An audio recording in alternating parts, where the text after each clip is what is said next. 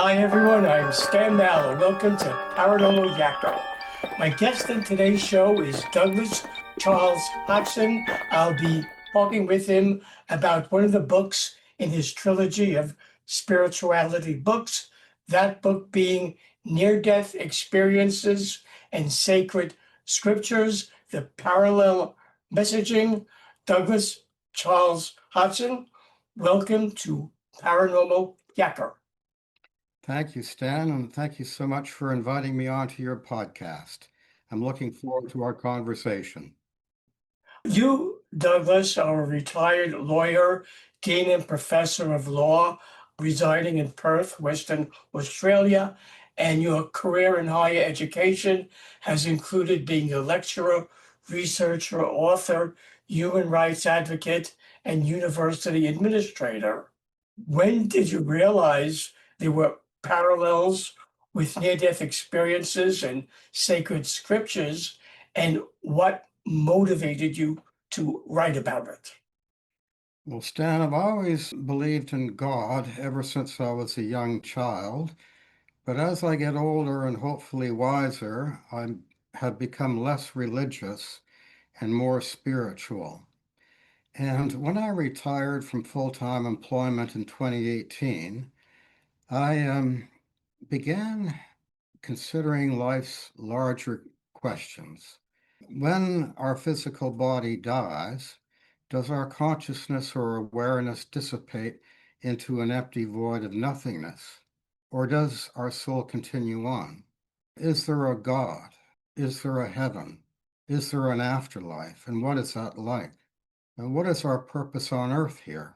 Do each of us have a particular mission to fulfill? Is the cosmos totally chaotic, or is the universe governed by certain universal laws and principles? So being retired, I had lots of time on my hands, and I began reading the sacred scriptures from both Eastern and Western religions. I looked at the Abrahamic religions, Judaism, Christianity, and Islam, the ancient Persian religion of Zoroastrianism. From the East, particularly from India, I looked at Hinduism, Buddhism, Jainism, Sikhism. I looked at China, Taoism and Confucianism, and Shintoism from Japan. The more I read from these sacred scriptures from these religions, out of all of this religious diversity, I started to identify a unity of messaging. So much so that I wrote a book on it about 3 years ago. I had it published, entitled Transcendental Spirituality, Wisdom, and Virtue. And I identified 36 universal ethical principles that were common to all of these Eastern and Western religions, and how we can apply them in our daily life. Having completed that project, I then went on to look at the so-called phenomenon of the near-death experience. And this is something that has intrigued me for decades. I read two books in particular, Dr. Raymond Moody's book, Life After Life, and Dr. Eben Alexander's book, Proof of Heaven, a neurosurgeon's journey into the afterlife. And having read those two books, I became inspired to find out more about the near-death experience. So I got onto the website of the International Association for Near-Death Studies and went through hundreds upon hundreds of written accounts. And I started taking notes and collating them. And they seemed to form discrete chapters for my next book. So I eventually wrote this book, the second in the trilogy, called Spiritual Revelations from Beyond the Veil, What Humanity Can Learn from the Near-Death Experience. And that was published, I think, 2 years ago. Again, what the NDEers experienced, there was a consensus or a unified theme about what they were saying.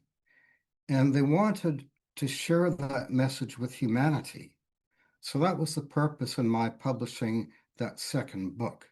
Now, having completed that second research project, I then started to compare my first book on transcendental spirituality, which was based very much on religion, with the NDE messaging, which was rather divorced from religion. But then again, I noticed a significant number of overlapping areas of commonality, and hence the project for my third book. The near-death experience and sacred scripture, the parallel messaging.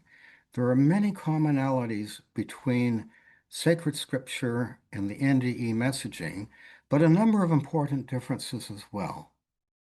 According to sacred scriptures of the world's great religions, all of which you write about in your book, and near-death experience messaging, what, Douglas, have you found to be the most important principle each of us should live by?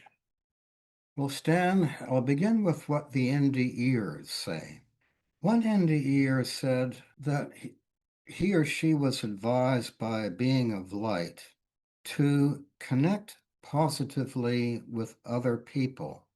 Look for the goodness in them. Don't seek to find out their faults, but seek out the goodness within them and live by the so-called golden rule. Now, that golden rule is do unto others as you would have them do unto you. And another NDEer said this, that this golden rule that I've just referred to is the basis of all religion. This rule unites all of the religions. So this golden rule in the West, we tend to associate it with Christianity. Jesus of Nazareth said, the golden rule, do unto others as you would have them do unto you, sums up the law and the prophets. But from my research, you can also extract this rule from Eastern religions. And for example, in India, the Jain religion even extends the rule to members of the animal kingdom, to all sentient beings. So this is a very simple, concise, yet powerful rule that each of us can live by in our daily lives. And if we all made the effort, in my humble view, this world would be a much better place. What purpose does the human body serve, and why should we not fear its death? Let me begin by this. I'm going to quote a French theologian and philosopher, Pierre Teilhard de Chardin, who once observed that we are not human beings having a spiritual experience. We are spiritual beings having a human experience. So the point is, Stan, that in our natural state, we are spirit. We are spiritual beings, and we come to this earth to learn lessons and to fulfill a particular mission. This is the point that the near-death experiencers make. And they have all sorts of names for our physical body. One NDEer called it a prison, which entraps our soul or our consciousness for the duration of our earthly incarnation. Others call it a shell or a receptacle or a temporary home. But that's the point. Our physical body is a temporary home. The world of spirit is our true or our real home. And we use our physical body to fulfill our life mission and to learn the lessons we need to learn. Many people fear death, and that prevents them from living life to the full and to identifying and achieving their life mission. But according to the NDEers, after their experience, it was life-changing. They no longer feared the death of their body because they knew, as a matter of fact, from their out-of-body experience, that their soul or their consciousness is eternal. Unlike the body, it never dies. It continues on for an eternity. And that should be a reassurance to us all, because death is simply our essence, who and what we truly are, changing form. But we continue on. So with that knowledge, we should not fear death and embrace our life and live it to the full. What, Douglas, is the significance of cosmic energy and what are its positive and negative aspects? The NDEers had a lot to say on energy. Energy pervades the universe. All of the universe or the cosmos is comprised of energy. Energy can never be created or destroyed. It has always been and ever will be moving in and through different forms. Energy is always in transition. It always is changing. And as I said, when we die, our body dies, our energy likewise changes form. We re-enter the world of spirit. So energy is all pervasive.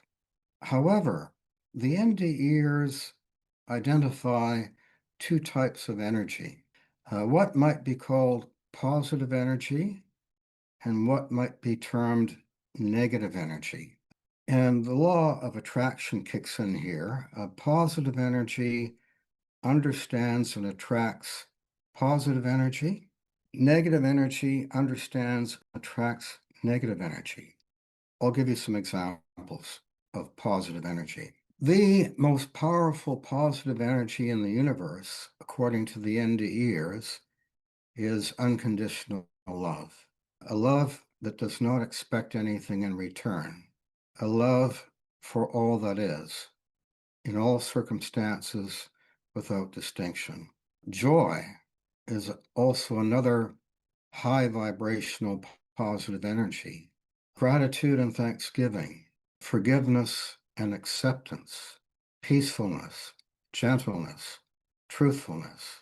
The significance here, Stan, is that only positive energy is allowed to enter the higher spiritual realms. Negative energy is not permitted to enter. So, what are some examples of negative energy? Anger, aggression, hatred, greed, envy, fear, worry and anxiety, finding fault with other people, harming or injuring other people. These are all manifestations of negative energy that impede spiritual progress while we are here on earth. And the NDEers speak with one voice on this. We must be careful in our earthly incarnation to embrace positive energy and try to avoid negative energy as best we can for our soul to make spiritual progress and eventually to attain access to the higher spiritual realms. It is said that we are all an interconnected one. What, Douglas, does that mean from a scriptural and spiritual perspective? This is a realm or a dimension of dualism. What I mean by that is everyone and everything are separate and apart. There is a distinction between the observer and what is being observed. I am the observer. I am observing you, beaming from North America. We are separate and apart. So that's a realm or dimension of dualism. But as one NDEer said, when my soul left my body, I left my earthly identity behind. I no longer had a sense of me. I was everything and everything was me. There was just an interconnected oneness. Now, that's really hard for us to conceptualize on Earth because it's logical and observational that we are separate and apart. But when our soul leaves our body and enters the world of spirit, this will become much more plainly evident to us. That is what the NDEers say. And that is corroborated by scripture. If you look at Judaism, and Deuteronomy. Hear, O Israel, the Lord thy God is one God. If you look at Hinduism, God is described as the ultimate or absolute reality. God is omnipresent. God is present everywhere and in everything at the same time. According to sacred scripture, God is also immanent. The divine spark resides within each of us. Although each soul possesses goodness and evil in it, the divine spark also dwells within us. So there are parallels with sacred scripture here. But basically, we have to realize, although we cannot perceive it with our human earthly senses, that everything and everyone is interconnected. And that means that when we harm others, we harm ourselves. So we have to be very careful to support one another, to love each other, and work for the collective good of everyone, rather than try to hurt each other. That is the basic point. What do scripture and near-death experience messaging have to say about karma and reincarnation?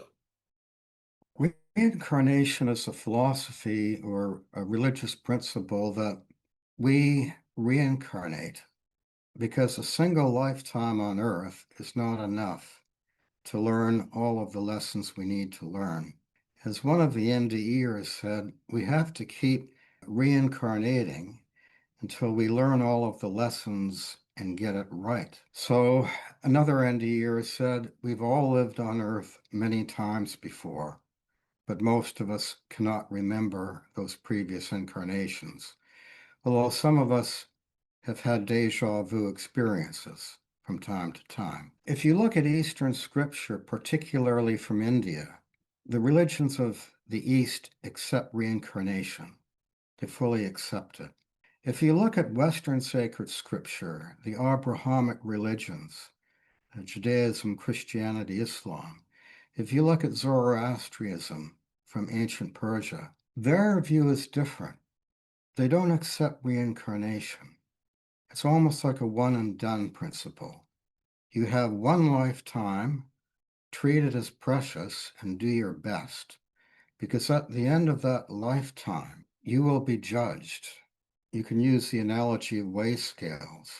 Your good deeds and thoughts and words, if they outweigh your bad deeds, words, and thoughts, you will be admitted to heaven. If your bad deeds, thoughts, and words outweigh your good deeds, words, and thoughts, you will be consigned to hell. Now, that is an oversimplification, but that captures the point. The NDEers speak with one voice on this.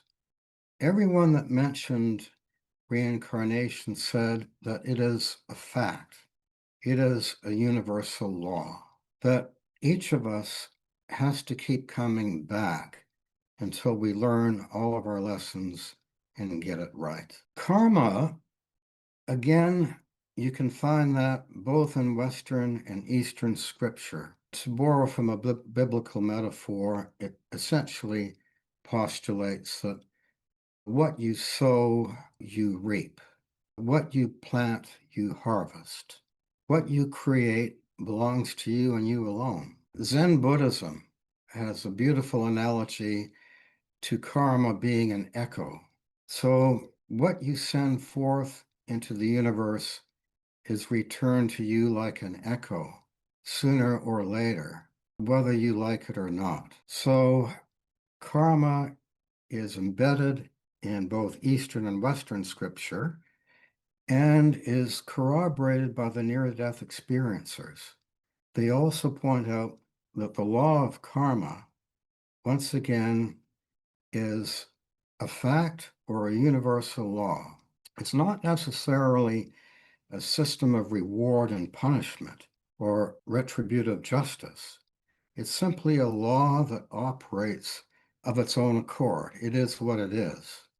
And actually, in my humble view, it's a system of perfect justice.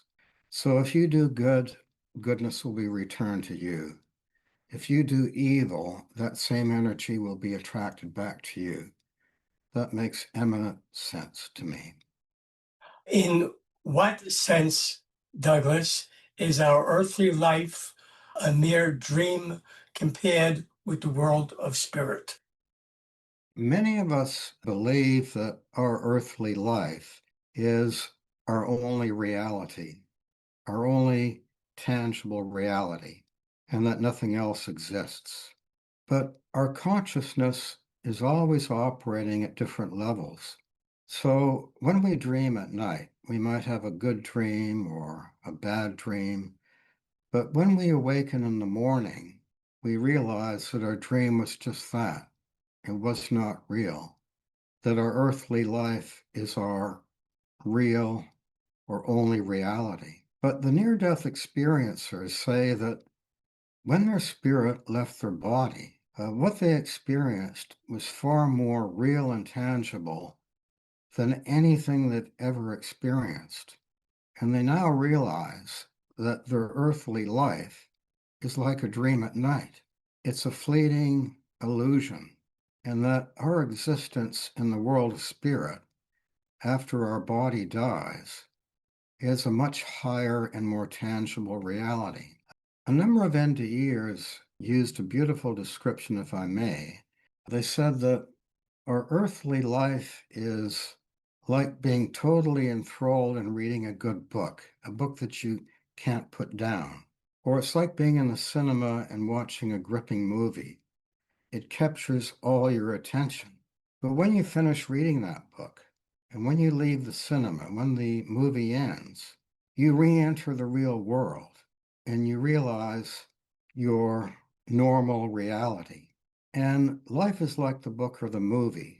When you set aside your earthly life and go back into the world of spirit, you realize that your earthly life was a fleeting and passing dream, and that the real and tangible and highest reality is in the world of spirit. And that is corroborated, Stan, by, once again, sacred scripture. If you look at Hinduism, you will see references to Brahma or the creator God, that God is the absolute reality, and that our earthly life is but a passing dream. So that's another important message of the NDEers, that don't think that earthly reality is the highest reality, because there's a far greater reality out there, which we will rejoin when our spirit disconnects from our physical body. The concept of a place of punishment in the afterlife was written about as early as 1500 BCE in Egypt. Variations of such a place has been addressed by different belief systems, and modern notion of a fiery eternal hell evolved, taking shape around the 2nd century AD. From the research you've done, what are your findings about a hell? Does it or does it not exist?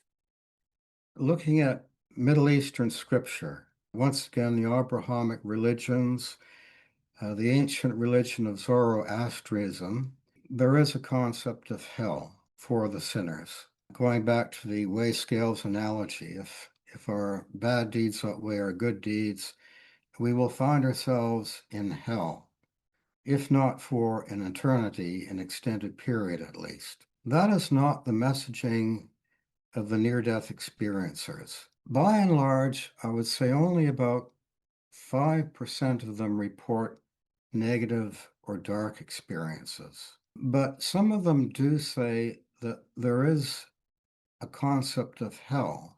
But the NDEers seem to describe hell from three different viewpoints. The first viewpoint is from what I would call a sensory perception standpoint. So one NDEer found himself or herself, found their soul in a dark, fiery place. But the soul was under the protection of a being of light who was protecting the soul under an umbrella of golden white light. And what the soul was saying was, presumably, a level of hell. And he could hear cries of anguish, pain, suffering, lamentation, and it was a terrible sensory experience. And the being of light telepathically communicated with the soul, if you leave the protection of my golden white light, you will never leave this place. Another example of the sensory perception experience of hell was that again, the soul found itself in a hellish place and could see with the eyes of the soul a massive wall. And in that wall were embedded humanoid forms. The torso was embodied as part of the wall, but the arms and legs were protruding from the wall and the head. And once again, these humanoid forms were seemingly being tortured and in great pain and suffering and anguish. That's the first perspective of hell. The second perspective of hell is what I would call a state of being. So hell is basically a state of the absence of the presence of the light, a place of total darkness, a total place of being alone or being lonely, a separation from God. The third type of hell that was described by the NDEers is what I would call a transitional state. It is where the soul has left the physical body, but has not gone down the tunnel of light for whatever reason. It may be that the soul is too attached to something that it left behind on earth. It could be a loving personal relationship. It could be their home, a particular treasure, a pet animal, whatever. Or it could be that the soul feared being judged by God, or could not accept the beauty of God, and therefore did not proceed towards the tunnel, towards the light.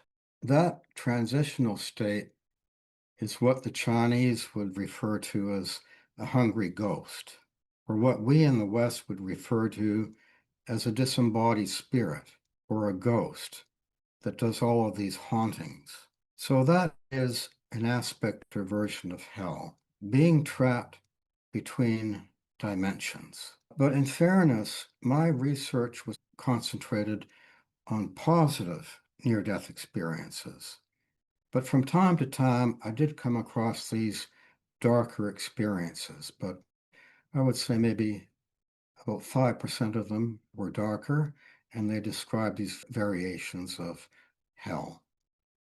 Are there any areas that scripture and near-death experience differ on? And if that is the case, what are those differences? There are a number of important differences. As I've said, the NDEers tend to distinguish between positive energy on the one hand and negative energy on the other. But if you look at sacred scriptures, starting from the Middle East, from the Abrahamic religions, from Zoroastrianism, the dichotomy is between goodness or righteousness and evil. But if you go, for example, to India and look at sacred scripture from their religions, they have a different dichotomy. They look at, on the one hand, ignorance versus wisdom and enlightenment or an awakening of the soul. Now, these are paper differences, but in my view, it's a different way of describing the same thing. Other differences, this is an important one.